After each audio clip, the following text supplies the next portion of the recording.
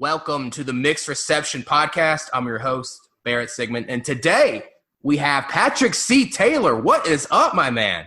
Hi, it's me, Patrick C. Taylor. You guys might know Patrick from ComicKaze, which is a great sketch group.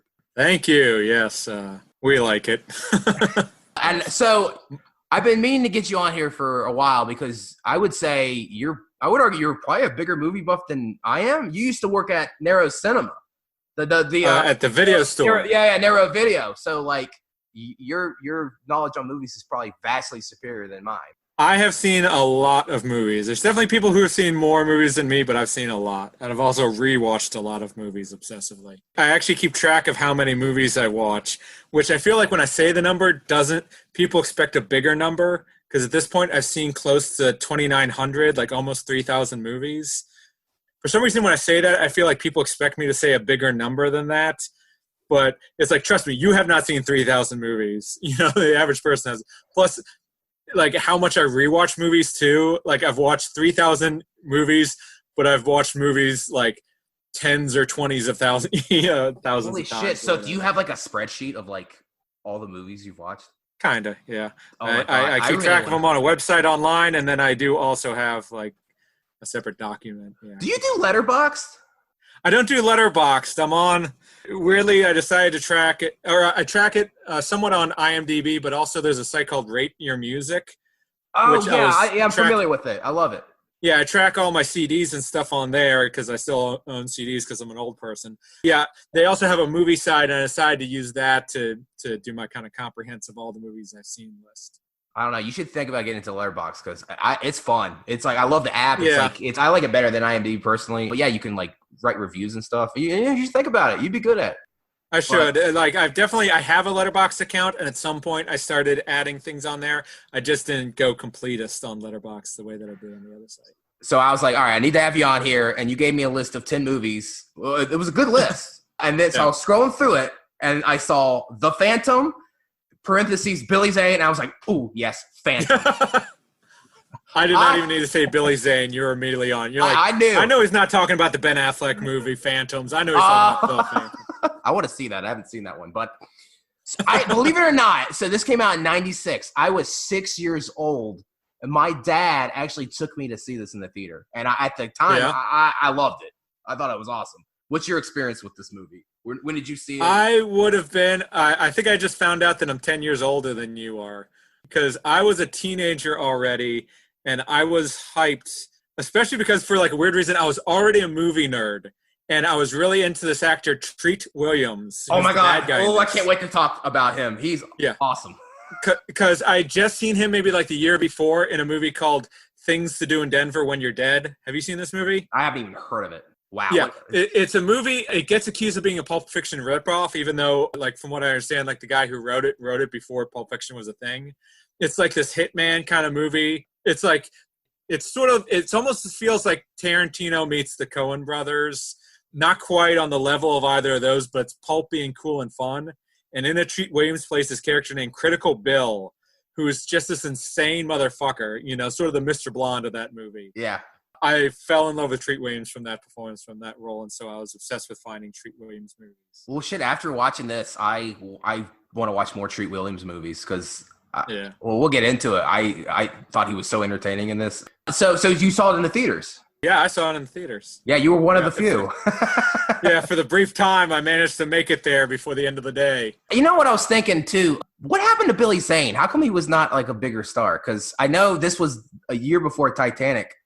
But, like, Titanic was, like, the biggest movie of all time.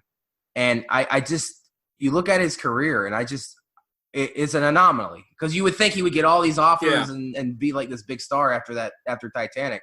But it just, like – I feel like he's one of those guys, and I remember I've seen other actors like this, where it's like, okay, I can keep taking supporting roles in really good movies, or I can be the star in really shitty movies. Because they weren't all – like, I think he was doing, like – lead roles in like shitty straight to video like action and horror movies where it's like, dude, just try and be like more of a character actor or something like that. Take more supporting roles in good movies, but he wasn't doing that. I think he tried to be, you know, like in this, like the star, and, you know, the only people who would hire him are like, let's make I don't know, Jarhead number 16 or whatever, straight to video. Oh, so I was looking through his IMDb, and you know what he did do? The direct-to-DVD sequel to Scorpion King. He did Scorpion King 3, like Road to Redemption or something. I don't know what the subtitle is, but like I was just like, Jesus Christ. Like, how did you... Because the Scorpion King really needed a road to redemption, Like, he had some sins to atone for. It's a deep meditation on what it is to be a king, both a king and a scorpion. Oh, my gosh. Now, this was a comic strip in the 30s. And yeah. Were you familiar with this character at all? Okay, I may be kind of old, but I was not around in the 1930s when the comic strip started, if that's what you're implying. Well, I mean, I was like really into comics when I was that age. Like I was really into X-Men and Batman and shit like that. I did not know the Phantom. I don't think anyone did, because this was like, they tried to do this a few times, like with the Phantom, with the Shadow, with Alec Baldwin, with Rocketeer was like that. And I feel like Dick Tracy was Dick Tracy. Yeah. They were all trying to see, and they all kind of feel a little bit like they're trying to, like the way that the Tim Burton's Batman, the 1989 Batman, was doing the whole kind of Art Deco kind of thing. I feel like they were all like, well, if Batman can do it, we can be the next Batman, And none of them caught on. They all bombed. Well, Dick Tracy did okay, didn't it? Because Warren Beatty. Oh yeah, you're right. Dick Tracy did okay. And I put like when I was at the video store, before it closed, I put on Dick Tracy again, maybe like a year or two ago, and I'm like, boy, Dick Tracy was really trying to be Batman. Like the score to it sounds so much like it was trying to sound like Batman. It's crazy to me because it's like, I don't know. I feel like nobody really knew who these characters were, but I don't know. I feel like X-Men and Spider-Man. It's just crazy that we got these movies before we got those movies. Because, like, I remember, it's just the animated series for X-Men and Spider-Man were really popular. And then, like... Yeah, this was before any of the Marvel movies really hit. This was when Marvel was still in the doldrums. And it's crazy. And this is, like, a different category altogether in the comic book genre. But, like, you had movies like The Crow and, like, Blade and Spawn. But, I mean, nobody... Those were, like, obscure characters. And it's just, I don't know, I thought about it today. I just thought, like, this is crazy that we got, like, these movies before we got, like, X-Men or Spider-Man. And I think there's an interesting way that this movie affected what those movies were going to be. In that, I think because this movie didn't do very well, and I think it all came down to, at the time, blaming the costume, Billy Zane's costume in the movie. It's rough. Because it's ridiculous. I respect this movie though, because they treat it serious though. Like, I mean, that's the thing is, it seems like they really try. I never read the Phantom comic strip or comic books or whatever, but it sounds like they tried to stay really true to it for like the two World War II veterans who were still alive to see it or whatever. Yeah, right. I should say World War I. There were probably a few more. Shit, yeah. I was trying to think like. You would probably only know about the Phantom unless you were like in your late 60s or like early 70s. Yeah. I mean, who was excited for this? Except you, because you're a Treat Williams fan. But other than you and them. Yeah, they should have just called him Treat Williams co-starring the Phantom. It may have done better. But yeah, I think with that sort of like, they went for really kind of like the skin tight sort of spandex look. And everyone was like, who's this motherfucker in the purple pajamas? Right. And I think that's why, like, after this, like, when they made X-Men, when they made, like, Affleck Daredevil, like, don't make it a costume. Don't put them in spandex. Like, put the X-Men in black leather. Put them all in black leather, because we don't want to do another Phantom. You know what I mean? I actually think that was a smart move. Like, you think about it. Hugh Jackman, his character, Wolverine. Can you see him wearing that costume? I can't. Yeah, well, there's that joke in the X-Men movie. He's like, what's with these outfits? And then Cyclops is like, what, would you rather be wearing yellow spandex? Yeah.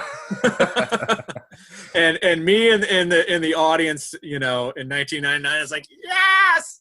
Yeah, that was a good joke. But I feel like they've kind of come around, like in the MCU movies now, where they've brought back in the color. There's still a little bit of translation and stuff like that, but it's like, they make the stuff look a lot more like the comic books. They were too afraid to do that, like around 2000 or so.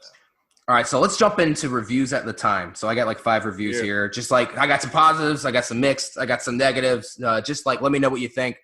Okay, Roger Ebert, Chicago Sun-Times. He gave this 3.5 out of 4. Quote, "The Phantom is one of the best-looking movies in any genre I have ever seen." I mean,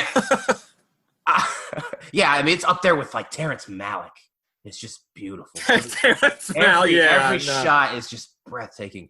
I mean, I don't, that's okay. I don't know if I go that far. I do think this is a really good looking movie, like the cinematography and the sets. Was his eyesight going at the time, or yeah? Probably, no, I mean it's a nice looking movie. Like I think they shot it on some really like good locations and stuff. Yeah, definitely. I think Thailand is where they shot like most of it. And this doesn't seem to be like CGI heavy, you know. Like that's what I like about this movie. Yeah, I mean the stunts are all practical. I mean, I mean it's a well made movie. I'll say that, but I don't know, best looking movies.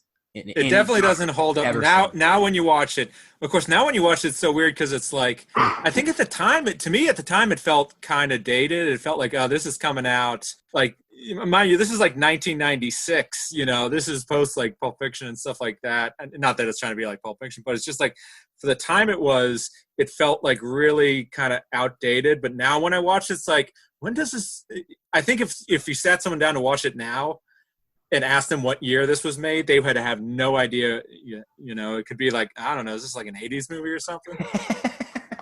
All right, I got another review that's like kind of positive. So Godfrey Cheshire, Variety. Godfrey Cheshire. What a name! Wow. I feel like that name could be a character in The Phantom, Godfrey Cheshire. I would love that. He's like working for Drax. That'd be awesome. So Variety, while it hardly stands to vanquish the celluloid incarnations of Superman and Batman, this version of an older cartoon crusader's exploits does have a pleasingly astute sense of its place in the great scheme of things pulp.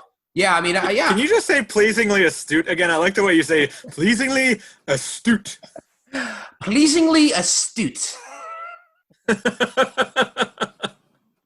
I think you have never sounded more highbrow and lowbrow at the same time. Okay, so yeah, when I read these, I try to be as like pretentious as possible. Yes. I really try to get into the mind of the review. Inside, you're giggling because you know the word astute also is astute. Oh my God. Don't want to.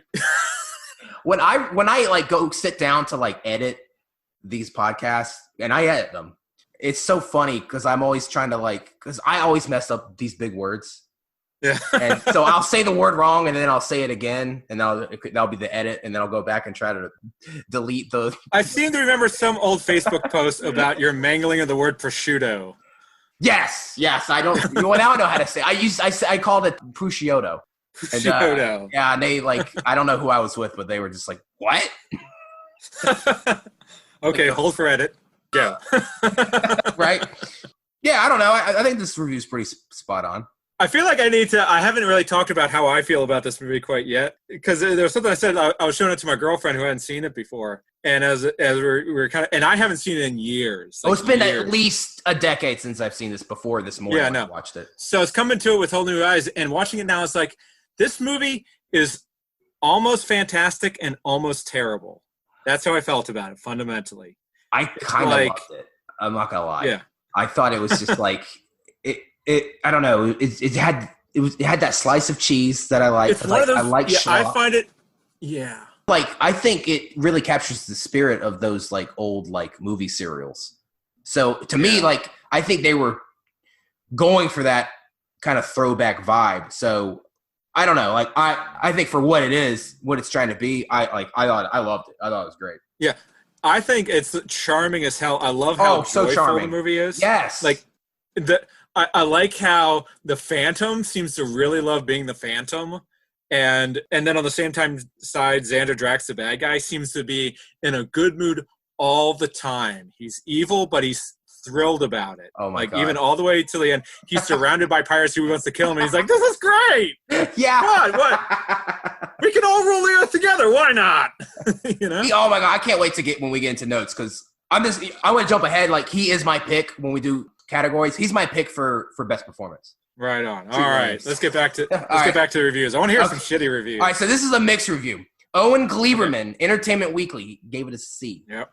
Quote, as the Phantom, Billy Zane, buff to the max, has a likable, okay, I'm going to butcher this word, insouciance. Insouciance? Yes. Insouciance. Yes, edit. Has a likable... No, I would probably leave that one in. That was funny. Can you say buff to the max again? That's how you know it's written in the As the Phantom, Billy Zane, buff to the max, Oh yeah. Has a You say it like likable Keanu. as the Phantom, Billy Zane, buff to the max, has a likable insouciance. But there's not much he can do to flesh out this relic. With its generic stunts and chases, its hand-me-down cheeseball mysticism, the plot hinges on the hunt for magic skulls, quotation marks. The film, while crisply shot, has even less personality than such Crusader retreads as The Rocketeer and The Shadow. I think this review is kind of bullshit. Well, it's not. Okay, well, it is a little cheeseball, which I love. I'll tell you, 100% this is a better movie than The Shadow. I have never seen The Shadow. I kind of want to after this. The Shadow's okay. It's all over the place. Because I like Alec Baldwin a lot. Like, even back then, I liked Alec Baldwin. I feel like people love 30 Rock Alec Baldwin, but I've always thought he was cool. You know, like from Glenn Ross and everything. Oh, yeah. But that movie is trying to do too much. It's just not a fun movie. Rocketeer, I haven't seen since I was a kid. Rocketeer, so I saw it relatively recently because I'm a big Red Letter Media fan, and they actually did a review on it. So I watched it, and it is just a wonderful little movie. I mean, it's really good. I would say the Rocketeer. The director. Oh, yeah. Oh, I'm drawing a blank. Joe Johnston, yes, who then did Captain America, the first Captain America movie. Yes. I think Rocketeer really helped him get the job. He also did this movie called October Sky. That movie, oh my God, that movie is, I fucking love October Sky. And then he also did Jurassic Park 3. That's a I'm going to tell you a cool thing about, Jurassic Park 3 was not great. I want to tell you a cool thing about October Sky real quick. Sure. October Sky is based on a book called Rocket Boys because it was about boys who were building rockets. Oh yeah, I'm familiar. They didn't want to use that as the title of the movie because they thought it sounded like kids stuff or like an action movie. So they named it October Sky, which was October was when Sputnik was going overhead and all that. Right. October Sky, this was a compromise. October Sky is an anagram of Rocket Boys. If you switch around the letters in Rocket Boys, it spells October Sky. Oh my God, my mind's blown. Whoa. Yeah. Wow. Okay. Wow, I'm freaking out right now. All right. The show must continue. We've gotten so far away from the fandom. That's fine. That is totally fine. We're going to come back around to it. Yes, well, Billy Zane is buff. I agree with that. To the max. To the max, yeah. It says it's dull. I mean, there's a lot of guys who are buff, but they kind of come close to the max, but they don't quite get there, you know? And you don't want to go past the max. You know, if you're buff past the max. He's right at the max. Yeah. I don't know, like, generic stunts. I actually thought the stunts were like pretty good in this movie. I thought, in my opinion, like the plane scene's fun, and then like I like the truck scene on the bridge at the beginning. That's really cool. That's not generic. Oh yeah, no, that is cool. Yeah, I mean, maybe if you compare it with like I don't know, like John Wick or something like that. It's like, yeah. You know, even less personality than the Rocketeer and the Shadow. I think this movie has a lot of personality. It has no, I mean that's part of what I like about it. So I kind of disagree with Owen Gleiberman. Okay, so I got 2 more reviews. They're both bad. Oh, this one is hilarious. So I was like scrolling on Rotten Tomatoes to find reviews, the top critics, and Jonathan Rosenbaum, Chicago Reader, gave it a 1 out of 4. Quote, if Treat Williams were the Phantom and Billy Zane, the capitalist villain, would any significant nuances be lost? That's a good question. I think you could probably switch the roles. And I think this is a good movie, but like I kind of want to see that movie. Yeah, I mean, we did see Billy Zane as an asshole a couple years later in Titanic. That's true. And, you know, what's that one movie that Treat Williams did? He's kind of like the hero of, it's that movie on the cruise ship. Oh, yeah, Deep Rising. Yeah, so he can kind of play the hero type, too. So I Deep Rising that's another, like, fun, cheesy, like, that's a good movie. I want to see it. I haven't seen it. I'm going to, though. That might be a stay tuned. Who knows? But, yeah, I don't know. That'd be interesting. See Deep Rising. I think you'll dig it. Yeah, I don't know. I'm kind of for Treat Williams as a Phantom. All right, last one. Peter Travers, Rolling Stone. No rating here, but he gave it a really bad review. Expect this ghost of bad movies past to walk quickly to the back bins of Blockbuster, where it should be filed under a helpful heading, monotonous and juvenile. Monotonous. Okay, I think that's a bullshit review. Monotonous. Oh my God! Wow. And edit. Monotonous. I swear to God, I thought it was. I did not even know what word. For a second, I thought you were teaching me a new word. I'm like, oh no, I need to look up. I don't know this word. This is like a real 25 cent. Like, Oxford. Like, this guy's like, oh wait. Man. Monotonous. That's saying N. Okay, so my dumb ass, I read this review or this quote, and monotonous. Okay, so that means that he just thought everybody was just being really bland and boring. Yeah. And my rebuttal was gonna be like, absolutely not, Mr. Travers. There was plenty of voice inflection in this movie. All right, monotonous. Hey, you know what? I learned something today. Well, I don't even. It's like the old Muppet song, monotonous. Monotonous. What does monotonous mean? It means boring. Okay. Yeah, that's what I was sort of right. I don't think it's boring. Juvenile, I think it's. Yeah. I mean, it's charming. I don't know. Rotten Tomatoes, critics 43%. Ugh. Audience even worse, 31%. Consensus: the script gives Billy Zane little to work with, and thus he plays the Phantom as a friendly but completely one-dimensional hero. I mean, there's not a lot of depth. This movie does not have depth, I will say. But I'm telling you, he's charming as hell. So, it makes up for it in charm. Yeah. IMDb 4.9. Ugh. I saw that. I could not believe it. I was surprised because this does have a cult following. So I thought when I went on IMDb, I thought, okay, like maybe it'll be higher. Maybe it'll be in like the high 6s or something. But no. Yeah, I mean, it means the majority majority were like, no, this isn't just mediocre. This is worse. Oh, geez. Like they graded it below a 5. That's for every one of us that gave it a 10. Someone gave it a 1. By the way, I didn't give it a 10, but I know. This is not a perfect movie. I did like it a lot, but it's not a perfect movie, and we'll get into that. No Metacritic score. I think Metacritic was just like, fuck it. So they were like, okay, we tried punching this in, and it actually came in below a 0. How do we? Just don't put it on there. It broke the database. Yeah, that's the first for this podcast, but not a Metacritic score. So an NA there. Yeah. Box office. So okay, this budget was $45 million, which I don't know. You got to think $96. That's kind of mid budget. That's not huge. It's certainly not a cheap movie. Yeah, probably in today's dollars it would be like $100 million, which still would be way low for a superhero movie. Oh yeah, for sure. Yeah. So this was made. This is the kind of price tag that you don't see them making anymore. Like they either make really small movies or giant ones, but this kind of budget. Like they pretty much don't make movies with this kind of budget. Yeah, you got a good point. Yeah, the mid-budget movie's kind of dead. Yeah. It's either an indie or like a fucking blockbuster. So in the U.S., and I couldn't get the worldwide numbers, but it only made $17 million. So it was $17 million. Yes. So it was a huge 17 of those dollars were you and me. Throw in another 7. So my dad me. So. And we bought some popcorn. I got it buttered. I asked for extra butter. Yeah. I feel like that should count towards something. I guess, you know what? Like I said, I just don't think people, like, who the fuck was seeing this? Just, like I said, elderly people in like their 60s and 70s. I feel like it was, like people who were like in their 20s, say, were like, what the fuck is with this costume? And kids had no idea who the Phantom was. Yeah. And also, so it's sort of whiffed past both. It kind of reminds me when they made that Lone Ranger movie, which I only saw that once, but like, it's like who? That's once more than me. Well, like who the fuck is excited for the Lone Ranger? Like Lone Ranger's so like dated. Like just nobody's into the Lone Ranger. I don't know. And the mixed reviews certainly didn't help, but yeah, I don't know. Yeah. Interesting. For some reason, this movie made me think a lot of the John Carter movie. Did you ever see that? That movie's horrible. I saw that in theaters. Yeah. I hated it. And the thing about that movie is it's based on this old book called The Princess of Mars that stuff like Star Wars and Stargate stole so much from that. Right. And so when they finally made this movie, everyone was like, well, I've already seen this shit in Stargate and Star Wars. This is like a Stargate Star Wars ripoff. And so it's hard to say like, no, they ripped us off though, so come see our movie. It didn't work.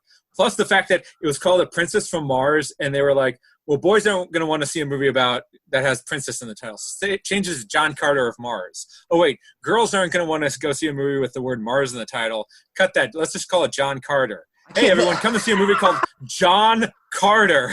What the hell? Like, what a bland title. What a bland name. That movie, it sucks. They spent like $250 million on a movie called John Carter. Shit, that might be a fun one to talk about. But all right, if you can find someone who likes it. That's the thing about that's a beautiful thing about this podcast. Like you can like the movie, you don't even have to like the movie as long as you want to talk about it.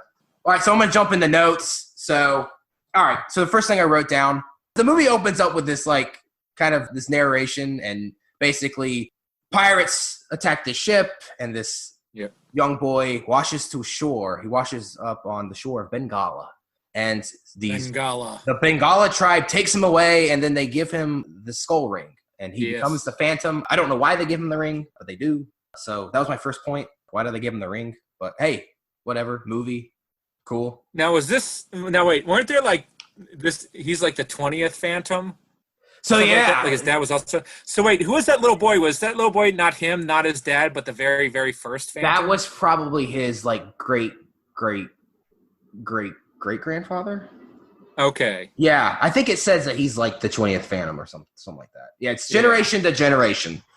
James Remar as Quill. So they're like looking for the skull. I was getting some big like Indiana Jones feels. For this this opening scene. Wait, and then I looked it up. Like the writer who did Last Crusade actually like wrote this movie. Yeah. But like this guy's stupid. He's like driving this truck, and then he's like looking at the map backwards. He's like, I don't see a bridge. Whoa! He almost like and then there's the bridge, and then just to prove how evil they are, the little kid who's with him, they make the little kid drive the truck across the bridge. That was my next point. They make the kid drive on the bridge. I put equals fucked up. That's fucked up. Also, like, did they just like kidnap this kid? And but he knows. I don't know. He knows everything in the jungle. Well, it sounds like it started off as like a transaction, and then it turned more into forced child labor or whatever. Yeah, it's a little dark. Okay, this part was so stupid.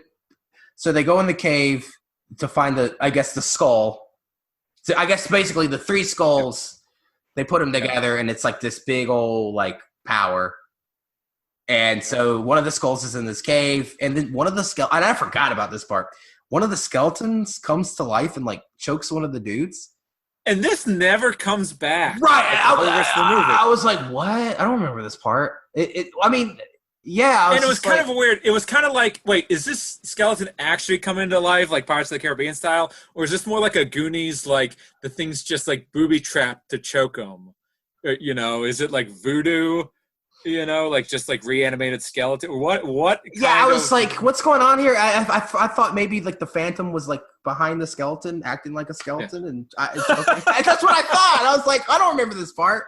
That part just has like two sticks attached to the skeleton's elbows. Yeah. Oh my god, that part was so random. So yeah, not great. I will say though, the music in this movie, that was my next point. Great score. I really like the score for this movie. Really good. That's a nice score. But yeah, that truck bridge scene is great. So basically the Phantom shows up. They're chasing him. So yeah, like the little boy's trapped in the truck. And then so like the bridge is falling. Conveniently, there's like vines suddenly wrapped around the truck when it like turns over. But yeah, that's a cool scene.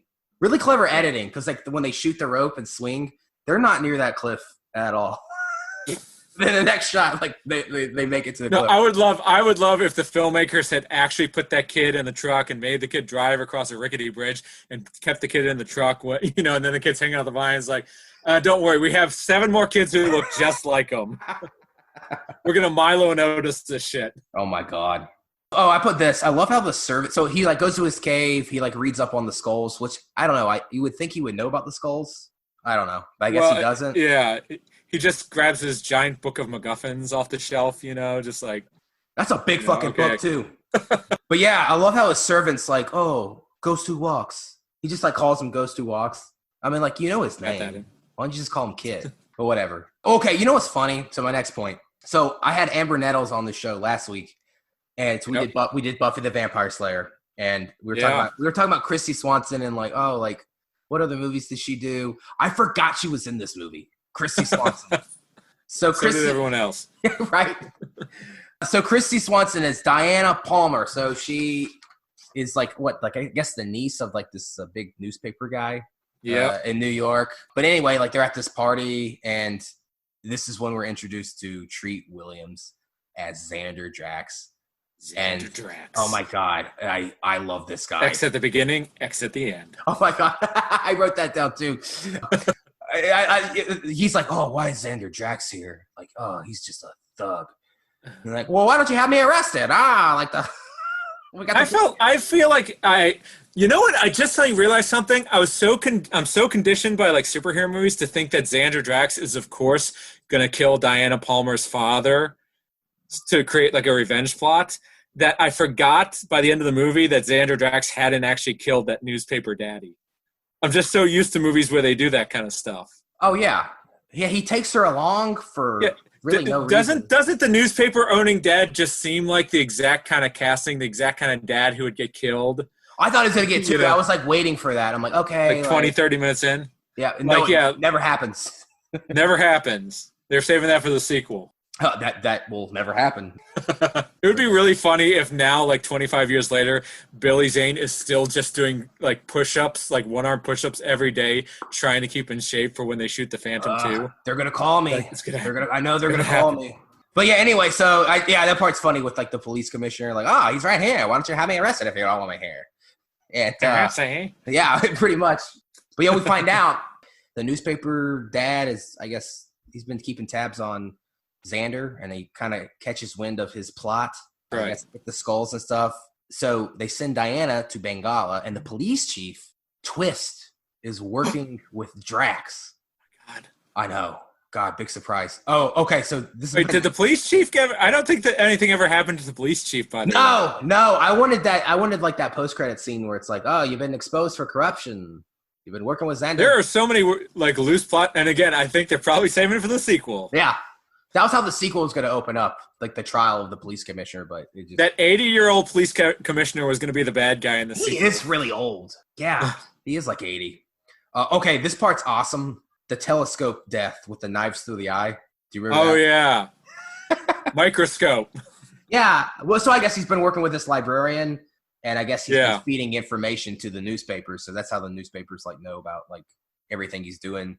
And like, I love how, by the way, watching that, I remember that scene. I feel like everyone remembers that scene because it's just so like, the eyes, watching that scene. It's so funny how Xander Drax is just like, so he brought him in like, I'm deeply suspicious of you. Oh, by the way, I'd like you to just look at something in this microscope. No, like he doesn't bother to contextualize it at all. Like, oh, by the way, I have this very fascinating, like, give me something, like I have these fascinating microbes from South Italy that I want you, or something like that. Yeah. We've actually found that what maybe the book of Torah. No, he's just like, hey, by the way, look in this microscope. No reason. I've just accused you of betraying me, but never mind that. Why don't you just look in this microscope? Oh, I love it too. He's like, you gotta twist the knob. Twist the knob. That's right. He's like, whoa! So he gets the knife through his eyes. And my favorite part, and the music cue that they use for this scene is hilarious. He's like, well, I guess you won't be needing these glasses anymore. And he like breaks them. It's like dun dun dun dun. So that part was straight up like full camp. Like, I have to tell you, the next scene, the next time we see Xander Drax, he's got like a whole table versus bad guy full of like bad guys. I love that scene too. And that he's trying to convince them to be on his side, and they seem kind of murky. And suddenly I had this notion of him being like, okay, that's fine. By the way, I've bought microscopes for all of you. Yeah, they're placed by each person on the table. That's like his only move through the whole movie. It's just like, oh, nice to meet you, Phantom. Look in this microscope, like. Okay, you know what? I think we need to write a Xander Drax sketch. That's right. Nobody will get it. With these three skulls, I can make an infinite number of microscopes for every household in America. Oh my God. I think we'd probably be the only ones to get it or find it funny, but I don't care. Oh, okay. So we're introduced to Catherine Zeta-Jones. Her name is Sala. So they hijacked the plane that Diana's on. Yeah. So this is like, I don't know if this was like her first movie. Probably not. This was her first like Hollywood movie. She had done some stuff over in England. She'd done some BBC stuff and shit like that. And she was on an episode of the Young Indiana Jones Chronicles. Oh, I actually have that by trivia. So the director of this movie worked on that show and liked her so much. Yeah. There was other people in contention for the role, but like ultimately he was like, okay, well, I'll pick her because I like her. She's great in this. Yeah, like it's one of those things where she definitely kind of like pops in the role where you could see people being like, "Oh, who's she?" You know? You don't really need her character, but she's not bad. She's not bad in the movie. Well, I feel like you as a 6-year-old Barrett probably wasn't registering her the way 16-year-old Patrick was, where it's just like, right. Well, this rewatch, I totally appreciated it more. She's hot as hell in this movie. I mean, if you're gonna put anyone in a skin tight purple suit, why does it have to be Billy Zane and not Catherine Zeta-Jones? Right? Yeah, that's a good point. Yeah, I'm just gonna say the Phantom S would have made about $100 million more in this. Ooh, actually, yeah, or $100 more at least. Okay, yeah. because I would have bought 17 tickets to see it. I like how the Phantom has like a radio room in his cave, and he's like, "Oh, I hear something going on. Oh, they're hijacking the plane." So he sneaks on this boat that she's on. He has all this cutting-edge 1920s technology. Right, yeah. I like how when he sneaks on the boat, and it's like, dude, like, broad daylight, a guy in a purple costume, and, like, nobody notices, like, that this guy's sneaking on board, but whatever. I mean, purple is not the best camouflage. I will say, like, okay, you're in the jungle, right? You're supposed to be a ghost, right? Like, nobody sees you, but you wear purple. Like, that's your costume. Yes. I don't know. Yeah. It's like there's a lot of, like, grape bushes out in the in African wilderness. Did you see something just move? No, man, I just see a grape bush. What's your problem? I'm trying to think of more natural, like, I'm trying to think of anything in just out in the wild that's purple. All I can come up with is grape bush. I've got nothing else in my mind. Even artificial is like, what else is giant and purple? An elephant's dick. He can hide directly in front of an elephant's erection. Oh, my God. No one will see him. Okay, the dick who walks. The dick who walks. Now, that would be cool. He does kind of look like an elephant's penis in this movie. Let's be real. Yes, I don't know. I haven't really looked at an elephant's dick. Is their dicks purple? It's a shame that this is a podcast and not like a video thing, so that we could then flash up an elephant's penis right next to the Phantom, just for people to compare and contrast. You know what? I'll do? Like, I'll do like a Facebook poll. Like, does the Phantom? Right. Yeah. Which one of these is the Phantom, and which one of these is an elephant penis? You decide. Oh yeah. Oh my God. They're both the same picture. I just want to get that Pam Halpert. They're both the same picture. I like when he breaks in, and it's like he breaks into the ladies' dressing room. He's like, "Ladies, kindly pardon my error." But I kind of like he has like a Christopher Reeve kind of. He does. He loves doing like the hand on hips. Yeah, he does that, and I don't know. He's just like He's just really likable, and just I don't know. He just has like those good manners that I don't know. He reminds me a lot of like Clark Kent a little bit in Superman. I don't know. Yeah, he's so wholesome. That's the word I was looking for. He's wholesome. It's almost this movie's almost subversively wholesome. It is. It really is. So he drops down to where Catherine Zeta-Jones and what's her name? Diana. Christy Swanson. Wow, I already forgot her name. Diana. Yeah, I keep jumping between. I can tell you, like, I watch so many movies. As soon as I'm done watching a movie, I can't remember the character's name. I just remember the actors' names.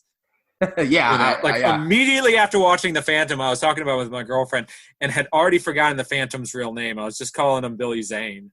And she I've already forgotten it again. What is his? I'm trying to. It's not Bucky or Picky or what's the Phantom's real name? Kit Walker. Kit Walker. Yes. There it is. Somehow I landed on Picky as a name before Kit. That would have been a better name. This part's hilarious. So Catherine Zeta-Jones is just so fucking horny for the Phantom. Like, he steals the gun from her. And I kind of feel like she's horny for everyone. I think she wanted to get it on even with Christy Swanson. You know what? You know what? Phantom should have, like, I don't know. He should have tried to work a threesome. He's just. Oh, no, I'm pretty sure that happened by the end of the movie. I'm pretty sure. That was a deleted scene. Yeah. Yes. It's like, okay, listen, we can put this out as a PG movie or we can put this out as an NC-17 movie. Probably would have made maybe more money as the NC-17. It probably would have made $200 more. Yeah, it's just like an hour and a half of PG action and then just this hardcore threesome scene at the very end. That would be so awesome. Like, just a complete, like, 180. Like, yeah. I feel like, that's what they did in The Kingsman. You remember that? The Oh, is Kingsman that? movie. I mean, it wasn't PG, but all of a sudden at the end, there's like the princess who's just Oh like yeah. ready to fuck me in the ass. It's just like, what? Wait a minute. Where the fuck did this come from? Oh my god, I remember that. Oh, that was awesome. But she's like, nice hands. I like that in a man, and she just like starts making out with him. Oh, Yeah. okay. So yeah, Diane punches her, and I like this line. He's like, tie her up, punches her, like, or don't, and then they just like walk away. I love how there's like he's got a pet wolf that just like helps out every once in a while. Like he gets, they like capture him, and then like the wolf comes and like starts attacking. Okay, I want to know: had George R. Martin started writing Game of Thrones yet, or did this movie inspire Ooh. dire wolves? Wait a Because minute. I was watching this, I was like, it's a dire wolf. So I think, correct me if I'm wrong, 'cause I have not read the novels, but I've been on Wikipedia enough to know that I think the first Game of Thrones novel was 96, the same year that this came out. So maybe, I don't know. He was actually like, wait, stop the press. I need to throw wolves in there. I love this part too. Like the wolf. By the way, the Phantom also looks like Greyjoy's severed penis. I just want to point that out. Moving on. Oh, they go on the airplane and they shoot at the airplane. It's like leaking fuel. And then like, I love how the wolf, like he like runs all the way across the island. He meets up with the horse and he's just like, arf. And the horse is just like, and just like nods. And then, Has the Phantom taught wolves and horses how to talk to each other? I guess. Or is this something? I think he has control over animals because there's that zoo scene with the tiger where he just like pets the tiger. Oh, that's right. Yeah. They never really like outrightly talk about this, but yeah, it's just like this subtle. You feel like he would be able to exploit that more. Also, we didn't talk about this. Apparently, he sees visions of his dead father. Yep. I don't know how I feel about that. Just I feel like that was just lazy that they just threw that in just to like he could have someone. Wait, the guy, the movie, the TV show Dexter. The guy who wrote the novel that's based on, did that also come out in 1996? Oh, I don't know. Dexter also talks to his dead dad, who's James Remar. Whoa. Okay, so what you're saying is like everything rips off the Phantom. Every piece of popular fiction, Harry Potter. I have not figured out how Harry Potter connects to this just yet, but we're gonna find the connection. This plane scene is great when they jump on the horse. I love this scene, but it's also kind of funny. You could totally see Christy Swanson's stunt double. I don't know if you noticed watching this. Like, it was so apparent. I'm like, that's not Christy Swanson. All of a sudden, it's a dude in a wig. Yeah, actually, I think so. Yes. This is my next bullet point. So, like, they bring back the skull to New York, and Drax opens up the skull, or the bag with the skull, and he's like, oh, baby. Oh, it is beautiful. Like, he's just... That part was hilarious. He's just so over the top. I love it. I also, too, like, so Kit, he comes back to New York so he can get the skull. And I love how he just gives the taxi driver, like, just, I only have Bengala currency. Here's a bag of opals. Yeah, he turns the cabbie into an opal addict. You notice that? Yes. Yeah, and then Come the cab driver's like an asshole to him at first, like, hey, what goes here? You only got this Bengala currency. And then like he's like, oh, I actually took these to get checked. Yes, sir, at your service. By the way, can we talk for a second about how the cabbie who like drops him off and picks him up is like, yeah, man, whatever you say. As soon as he gets into the cabbie's car again, the exact same guy that he's been driving around, but he gets in just with like in a purple spandex suit. Same dude in a purple spandex suit. But the cabbie's like, who the fuck are you? It's like, dude, who have you been driving around all day? All I did was change outfits. And he's just like, oh, I'm just a good friend of the guy I look exactly like. And sound exactly alike. Yep. I know. Christy Swanson is like, like gets saved by the Phantom, then meets Kit Walker again, who she apparently knew from like grade school. Conveniently. Yeah, we should mention that. They used to be an item. Exact same voice and everything, and she actually says to Kit Walker, like, I didn't hear from you. You didn't even call me. It's like, well, apparently, if he called you, you wouldn't have recognized his fucking voice. So what does it matter? Like he's talking to her on the phone, and she's like, "Oh, hey, Kit Walker," and then he puts on a mask, and then she's like, "Who is this entirely different person talking to me with the same voice?" Oh my god. Okay, we kind of brought this up earlier. The Drax meeting. Oh my god, this is awesome. This might be my scene of the movie. I like how the guy, like, he's giving, oh my god, he's like giving like a TED talk on these skulls. And Yes. I love how the one. TED Talk. I love how Wait, the when one. were TED Talks invented? The first TED Talk was in 1996. TED Talks ripped off the Phantom. Yeah, it was originally Drax Talks. They had to change it for legal reasons. Oh my god, that would have been awesome. And every single one of them ended with a spearing. I love how this one dude just keeps interrupting him. Like, when we have both of the skulls, you only have one skull. And he's like, Raymond, Ray. But basically the guy's like, oh, skulls, forces of darkness, I'm out. And then Drax just like fucking chucks a spear at him. It's fucking awesome. And I love too, like, they're like, all right, let's go. And he's just kind of like casually just like picking at like the scratch that the spear made. The little bit of scratch in the wood to indicate that the spear went through the guy, which, by the way, when the spear hits the guy, it looks like just the very tiniest tip of the spear hits the guy's back, and he's dead and pinned to the wall. And then he yanks it out, and they try and indicate that the thing went totally through the guy. I love this scene. It's great. Okay, the museum scene. So one of the skulls is in one of the museums in New York, and I thought this was a wasted opportunity. Like, you could have had a cool scene where, like, maybe they have to, like, sneak in the museum at night to, like, get the skull. Yeah. But, like, fucking Billy Zane just, like, goes up and just, like, smashes the fucking glass and just takes the skull. And it's like fucking Black Panther. He's like, was his Killmonger in Black Panther? Yeah. Oh, yeah. Oh, my God. Oh, my God. I just realized this movie is White Panther. It really is. Oh, my God. This movie... I remember people saying, like, why isn't there a White Panther? This movie is White Panther. He's in Africa. He lives in the like, oh my God, this is totally White Panther. Oh my God. You know what? Okay, we're kind of skipping ahead to trivia. They both got dead fathers.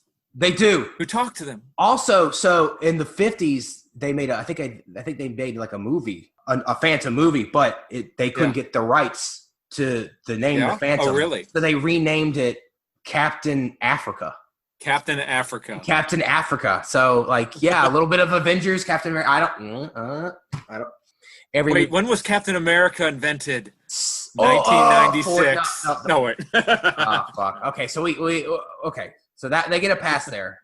All right, not quite. Yeah. So Drax shows up, and I wrote this line. He's like, all right, museum security. Everything is under control, folks. There's free cake and sandwiches are being served in the Hall of Nature. And I love how everybody just like leaves.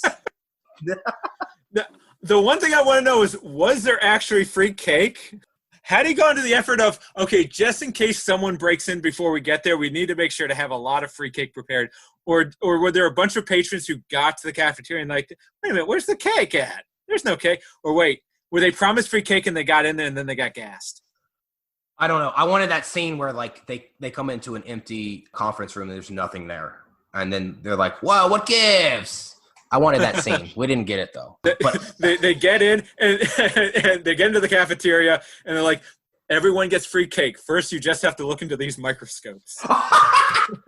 Hey, I got some cake here from Bengala. Do you mind We've looking? got very, very tiny cake. The only way to see the cake. Oh my God! Oh God! We could have made this movie so much better. We were just too young when it came out. Ugh. Oh my God! So the two skulls come together and they point to the location of the third skull, which there's conveniently a map in the museum, but whatever. It doesn't point to the physical location. Yeah, that's what actually I expected. I expected it to be like Jack Sparrow's like compass that points towards the treasure or whatever. Yeah. But instead, they just point towards the closest map that'll give the location. But this part is so he's like holding the skulls and like so Treat Williams is just like hamming it up. He's like, "Show me the power! Amazing! I love this!" He's just like coming through those skulls. Yeah. Those lasers are actually being turned into energy. And it's funny because I paused it and I did see a little white trickle come out of the skull eye. So yes. So I believe that he totally came. He literally skull fucked the. We get the elevator escape. I like how the Phantom slides down the the guns. That's a cool scene. The horse chase is fun too. I like that. Which, by the way, like both Christy Swanson, Diane, and Kit get kidnapped. Yes. Kit gets away and turns into the Phantom. Oh my God! Like, but the rest of the movie, Diane never sees Kit again. for all that time, it must have been like, well, I guess they just murdered my old boyfriend. There's not like a scene where she's like, "Oh man, I hope he's all right." Well, she kind of. Yeah. I think it's established at the end, like she kind of already knew. Oh yeah, but when did she know? Yeah, was she pretending not to know from the very beginning? I think she was. There might be. I think she was. There might be like a really deep subtext. She's probably like, does this motherfucker think I'm as stupid as Lois Lane? I can tell it's him. I'm fine. I'm just gonna play along. I wrote. I can tell he's got a big dick under that purple spandex, so I'm just gonna go with it. He's got an elephant trunk underneath there. Oh my god! So they're in the car. All the bad guys, Catherine Zeta-Jones and Christy Swanson, and this is like, oh my god, this is like the worst line delivery in the whole movie. What is wrong with you? Why do you have to be so mean? Don't you care about anything? She's trying to slip into the Buffy voice for a second. A little bit. Yeah, it was just like, that was a bad line. And then they do the cutaway to Catherine Zeta-Jones where she just has like a pang of conscience for a moment. It's like, maybe, wait, am I the bad guy in this movie? What? Oh my god! It's just, I mean, have you ever I don't know. Have you ever seen a movie where it just so explicitly says like the character asks like, "Why do you have to be so mean?" Like, I don't know. It's just really bad dialogue. But yeah, so that goes worst line in the movie for me. We talked about the cab driver. The Phantom is like talking to his dead dad in the back of the cab, and he's just like, "Who are you talking to?" Jesus Christ. Yeah, I mean, it smacks of the scene in Hamlet where he's talking to his mom, and then so he starts talking to his dad, the ghost of his father, and the mom's like, "Oh my god, my son's." I mean, you've seen Hamlet, right? Oh my god, Hamlet ripped off this movie because this movie came out before Hamlet. Oh wait, because I think Hamlet. Oh my god, Hamlet came out in 1996. You're right. Wow, there's a conspiracy. Oh man, here. I didn't realize Shakespeare ripped off the Phantom. Jesus Christ! I like how he hangs on the plane. Jesus Christ, dude, how long did you hang on to the plane for? That must have been like a couple days. I think he hung on to it about as long as Indiana Jones hung onto the submarine in Raiders of the Lost Ark. I always wondered that in that movie. It's like, whoa, but the submarine goes down. So, like, how did you? So, well, Indiana Jones wasn't hanging off his belt the entire time. Just like... So they come to the island. They meet the Sang Brotherhood in the caves. Oh my god, you kind of already mentioned it, but they're like, "Who are you?" Like the main pirate dude, and he's like, "Xander Drax, Xander. Starts with an X, ends with an R." Oh my god. Also, one of the bad guys totally gets hit with a cannonball. Sweet death. Yes. That guy's like from Tony Soprano's. Yeah. Yeah, no. He's one of like Tony Soprano's 18 hot-headed cousins. Like every season they had a different hot-headed cousin who keeps getting Tony in trouble.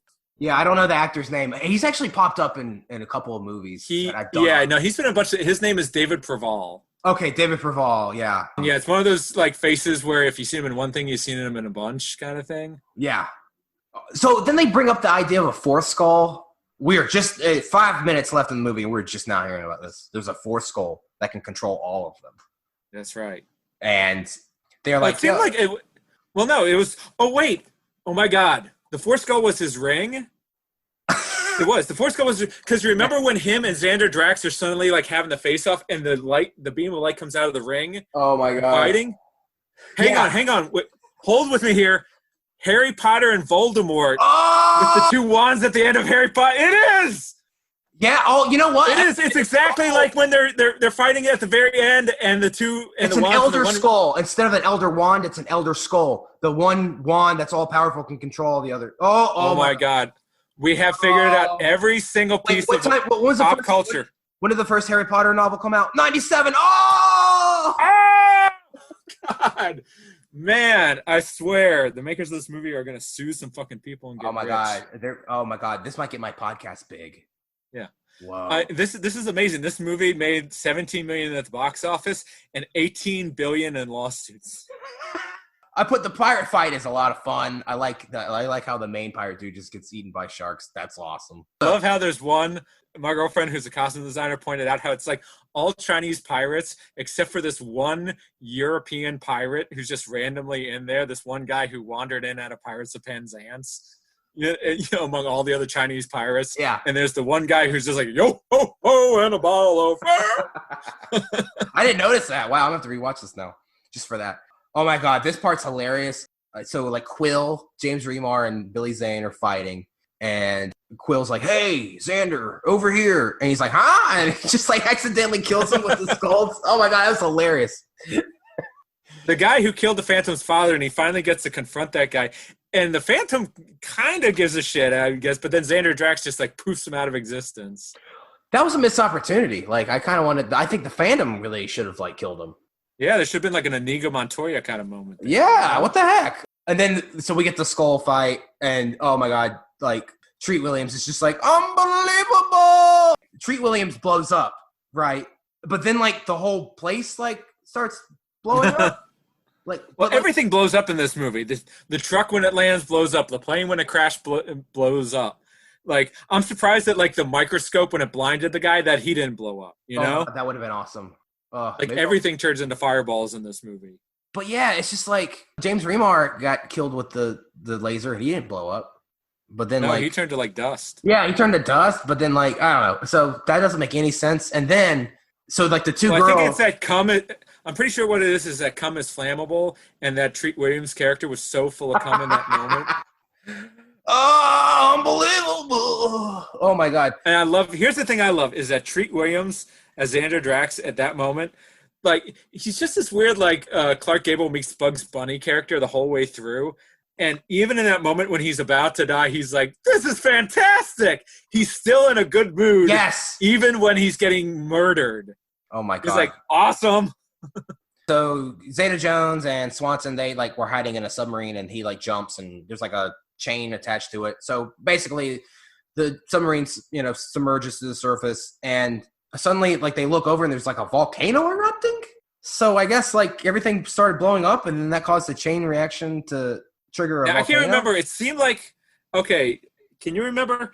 Does the volcano then form a skull in the smoke in the sky? Oh, I think so. I think so. Or was I just expecting that to happen? I can't remember, and I just watched this like today. Oh, by the way, it's a skull over an island. Oh, wait, Harry Potter, the Death Eaters.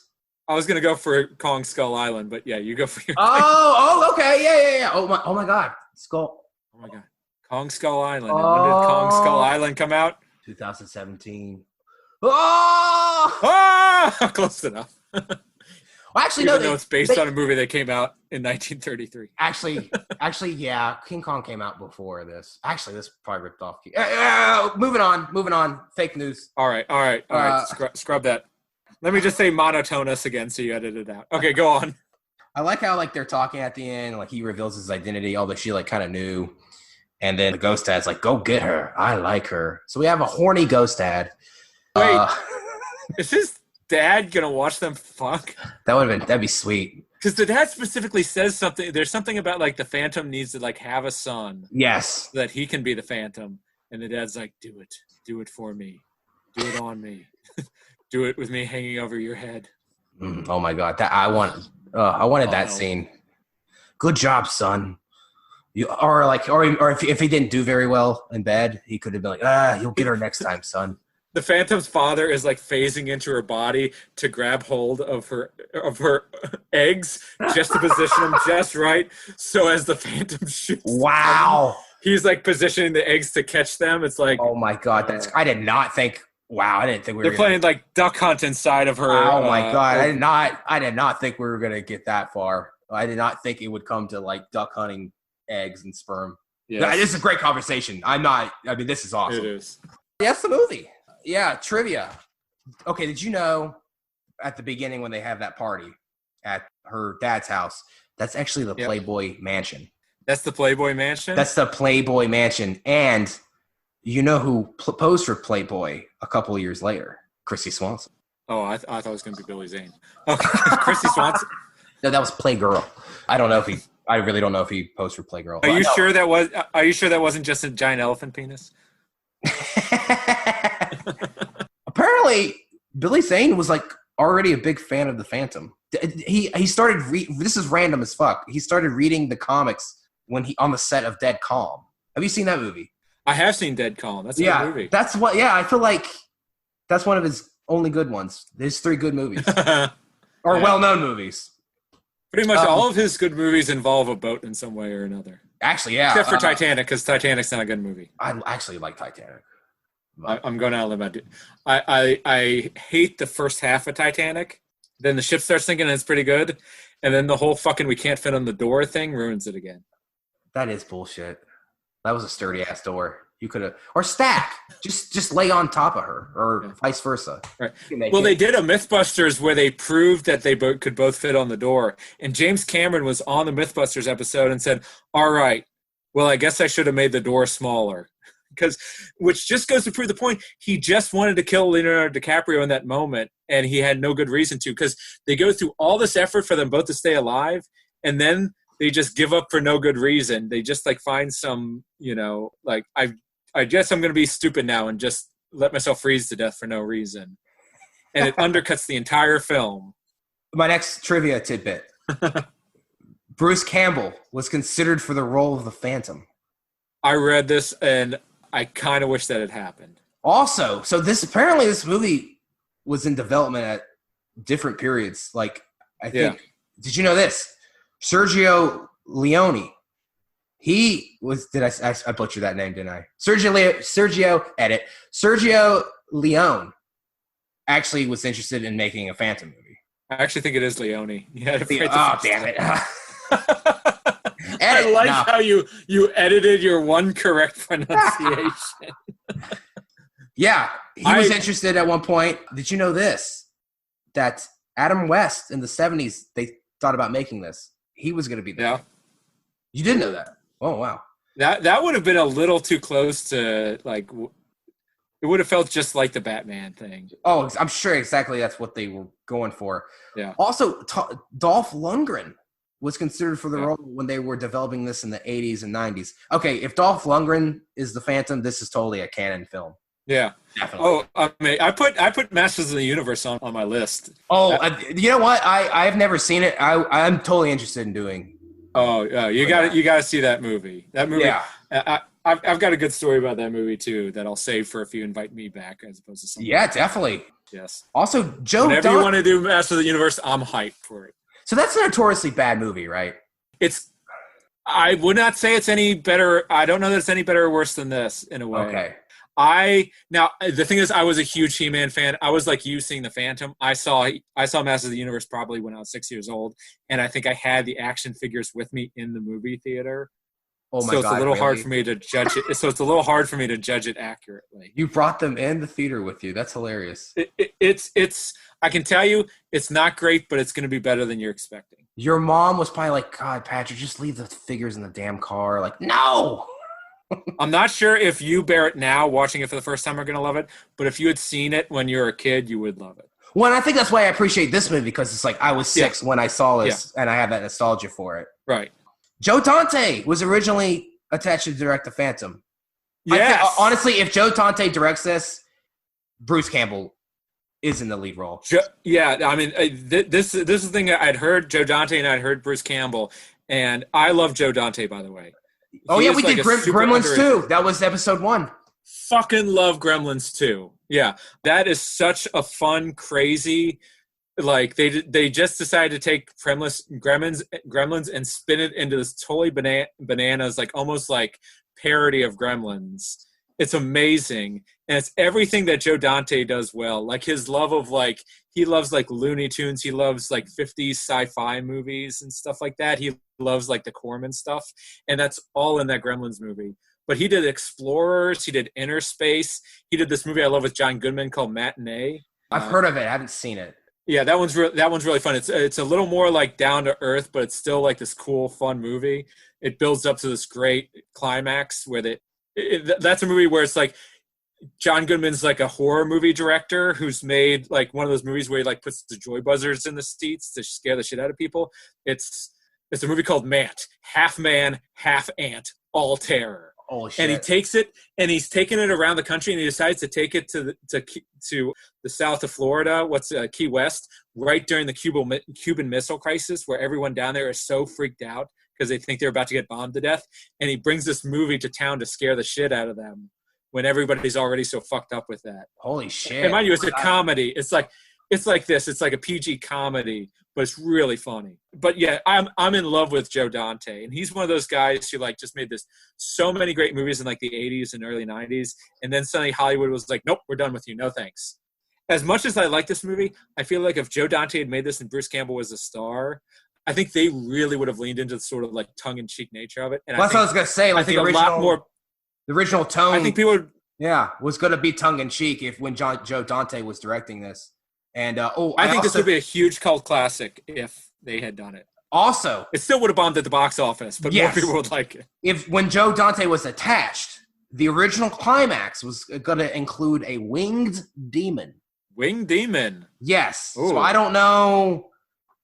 I don't know. Yeah, I don't know if the skulls were still the MacGuffin, or I don't know. I don't know what the original script was, but I know it was going to be campy as hell, tongue-in-cheek, and there was going to be a winged demon at the end.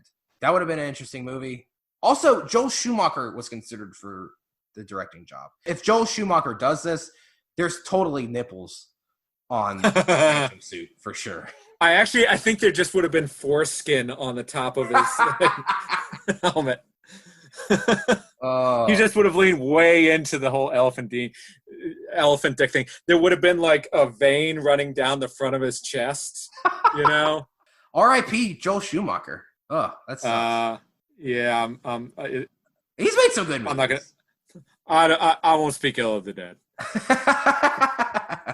I do. There's a couple of Joel Schumacher. Okay, the Joel Schumacher movie I like the best is Falling Down with Michael Douglas. I need to see that. Which is a good movie, but then I heard that apparently the screenplay, I was on the screenwriting board with someone was like, no, you don't understand. The screenplay is one of the most amazing screenplays I've ever read, and Joel Schumacher took it and turned it into a good movie. Like if somebody who was like truly a great director had made that script, it would have been like one of the best movies ever. But Joel Schumacher, being a terrible director, making a great script that ended up landing right in the middle as a good movie. I like The Lost Boys. I like it. The Lost Boys is okay. Yeah, don't bring me back to talk about The Lost Boys. I kind of so I've been kind of every 10th episode. I think I'm just gonna do a really just like a fun, so bad it's good movie. We did Grease 2 for episode 10. Yeah, one of them I kind of want to do Batman and Robin because it's just it's horrible, but God I love it. In some ways, it's definitely worse than Batman Forever, which Joel Schumacher did. I'd rather watch Batman and Robin, though. That's the thing. But here's the thing is Batman Forever makes me angry because Batman and Forever could have been good because I love the Riddler. I love Two-Face. I love Jim Carrey. I love Tommy Lee Jones. I love Val Kilmer. Nicole Kidman's cool and all that. It's like that movie I was so hyped for. And I was obsessed with Batman the Animated Series at the time. And it was such a cheesy piece of garbage. I was so mad. But then Batman and Robin was never going to be good.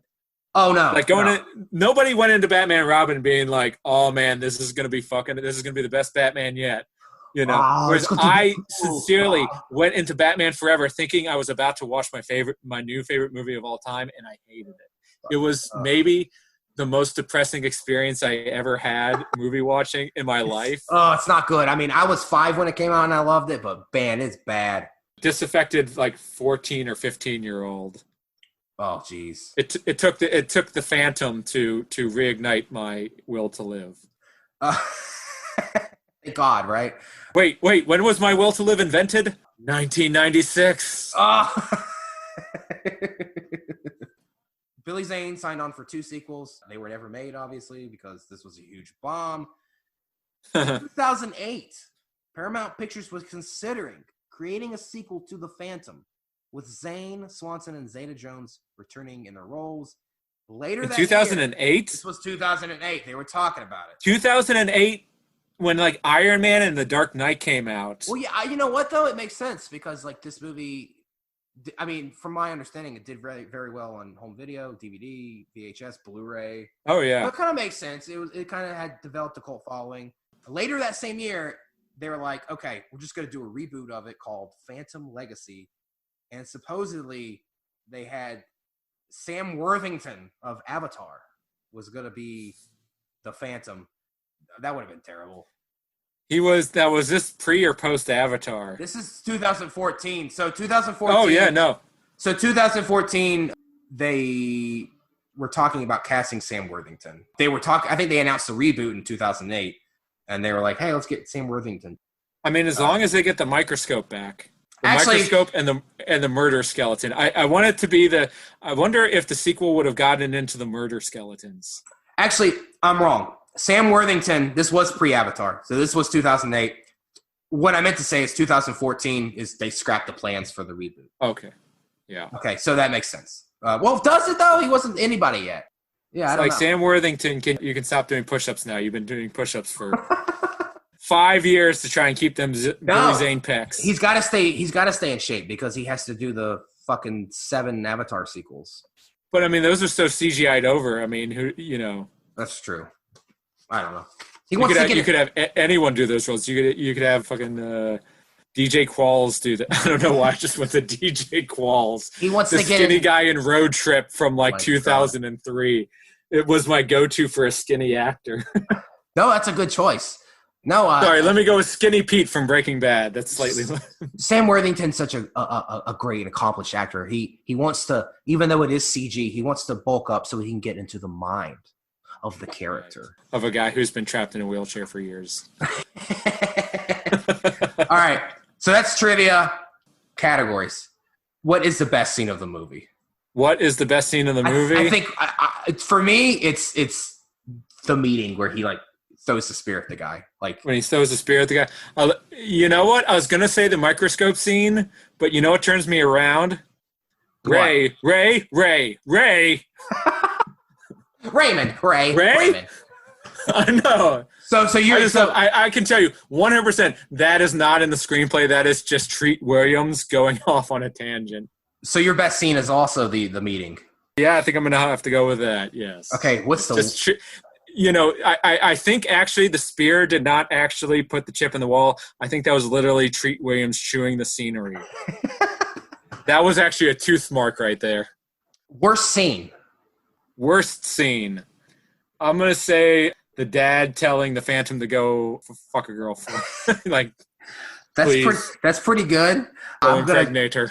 I think I have to go with probably the when Christy Swanson's in the car. Why do you gotta be so mean? Don't you care about anything? Best quote.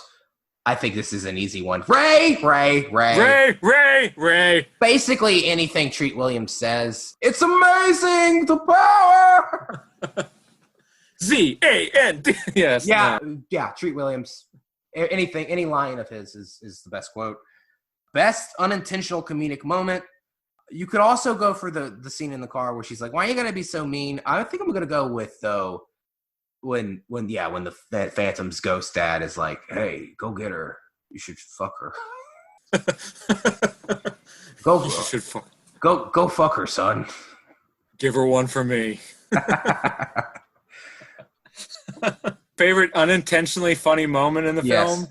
Gosh, you know what? I got to go with Christy Swanson. In the car? No, Christy Swanson not recognizing the dude's voice. Call me. Why didn't you call me? Ooh, I'm an audible. I just thought of something. When James Remar accidentally dies, that I think is the most unintentionally hilarious moment. Will, what? Is that unintentional, sir? I thought it was funny. I was just wow, that's how he goes out. Okay, that's fucking funny. Best performance. This is a no-brainer. I think we can both agree. This is Treat Williams. Yeah. Billy Zane is very good. I think he's very charismatic. He's very good in the role. But I like the approach. He's just I love being the Phantom. He's just sweet as could be. Even when he busts down the door of the women in the shower, there's nothing creepy about it. He's just sorry, ladies, moving on. Yeah, but you can almost see the ladies doing the North by Northwest thing of oh no, wait, we could have gone just right to the NC-17 part of the movie very much earlier. Yeah, Treat Williams should have got nominated for an Oscar, in my opinion. Worst performance. He should have at least got nominated for a Nickelodeon Kids' Choice. Oh my God, that would have been awesome. God, I would have loved that. Treat Williams. Yes. Kids' Choice Award winner. Oh my God! Just on stage getting slimed while shouting, "This is amazing! This is amazing! The power!" All right, worst performance. Last category. Worst performance. There's a number of not very great performances in this. Oh man, I'm gonna go with the police commissioner.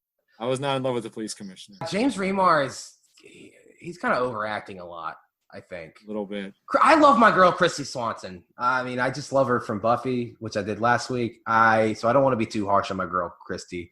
But there's a couple of lines, and it's not, honestly, like, it's not all her fault because she doesn't have a lot to work with the script. But I love my girl Christy. Yeah, they kind of put her out to sea in this role. Yeah. And I think she just gets overshadowed by Catherine Zeta-Jones. Everybody was like, yeah, oh, who's that? Like, you're not wrong. You're actually not wrong. I think this was kind of like, well, I hesitate to say breakout because this movie bombed, but I don't know. I think it's the movie. Isn't the story that Steven Spielberg saw this and cast her in the Zorro movie? Oh, really? I didn't know that. Yeah. No, yeah. That's what happened is Steven Spielberg watched this and he was the producer on the Zorro movie with Antonio Banderas, and he's like, that's where I want for the female lead. And oh, hell yeah. And so that was her first like starring role, and then everybody was like, and that's when everybody saw her because that movie made big box office. But yeah, I think worst performance for me, yeah, I got to go with James Remar. But that's it. All right, that's it for. It was such a monotonous performance.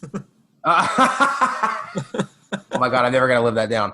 All right, so that was it for categories. So we're wrapping up. So yep, give me your score out of 5, and give me your final thoughts. My score out of 5. Are there halves? Yeah, you can do halves. I'm gonna put it. Let's see. I want to put it sort of like right in the middle, between the middle and the best. Is that like 3.5? Yes. So right in between a good and a great movie. So I like it. It's not just that I like it. I'm not in the middle about it. I'm in the middle of thinking this is a masterpiece and thinking this is okay. So 3.5 out of 5. Okay, that's fair.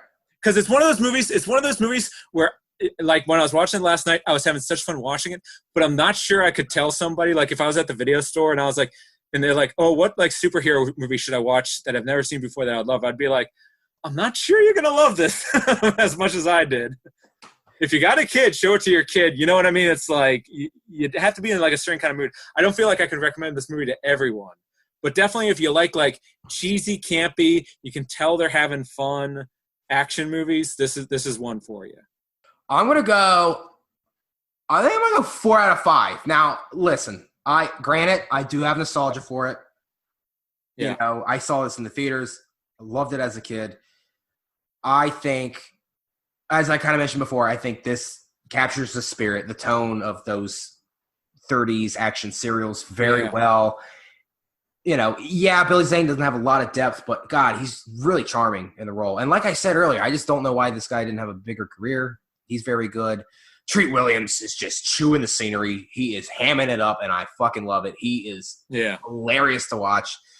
And yeah, I mean, it's a little cheesy, but they do play it straight. But yeah, I mean, you're right when you say that, like, you can't just recommend this to anyone. You know what it is? Like, if you watch this movie with your friends, you're going to be making fun of it some of the time, but then other times you're going to be like, oh shit, I'm actually really enjoying this. That's actually a perfect description of it. And then go right back to making fun of it. Yeah, I mean, it's a little schlocky. It's got like I said, a slice of cheese. It's got a slice of cheese, which I love kind of cheesy, campy, schlocky movies. And I think also, like, Roger Ebert, I'm not gonna sit here and put this on the same level as fucking Terrence Malick. I'm not gonna sit here and say it's the best looking movie ever. But it is like it looks great, cinematography, locations, like it's a well-made movie. I think the stunts are good. Action. I love the color in it. It's such a bright, like they are doing kind of like that Art Deco kind of like, you know, it is a nice looking movie, and it's just a good mood movie. Yeah. You know, it's never really boring. Yeah, it's not. So, wow, that was The Phantom. We did it. It's The Phantom. Patrick, this has been a blast. I mean, we went places. We went places on this episode I didn't think we were going to go. I really didn't. And I think we fell in love along the way. We did. All right, so that was when did our love affair when did our love affair start? 1996. Oh, wait a minute. Actually, wait, you were 6 years old, so that's a little disturbing. Never mind. Edit! Cut that. Edit. Monotonous. Monetus. Okay, so that was the Phantom. Patrick, I'll have to have you on for like Masters of the As soon Universe. as you see Masters of the Universe, yeah, you gotta watch it. I have to have you on for that. And yeah, this is fun. And so yeah, I will see you guys next week. This is amazing.